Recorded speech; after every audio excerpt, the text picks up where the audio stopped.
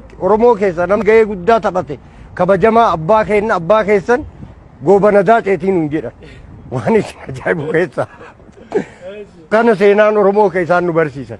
Inni biraa takkaa waan arginee hin dhagahin seenaa irratti illee ummanni Oromoo lafa baay'ee kana lafa hedduu kana ka qabate waraana ummata irratti banuudhaan ummata biraa of jalaa duulaan waraanaan buqqisee of jalaa sochoosuudhaan kaan gartee akkaataan taane liqimsuudhaan dhabama godhuudhaan lafa kana hunda qabate ummanni Oromoodhaa jedhanii seenaa kana afaan nu barsiisan jechuudha. Warri isin leenjisu kun Oromoo.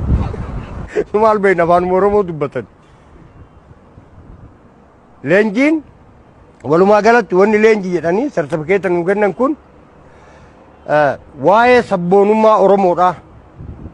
Durallee ganda keessa mandara jiraannu kan fuudhan sabboonummaa Oromoo nurratti beekanii fi dhugaa dubban.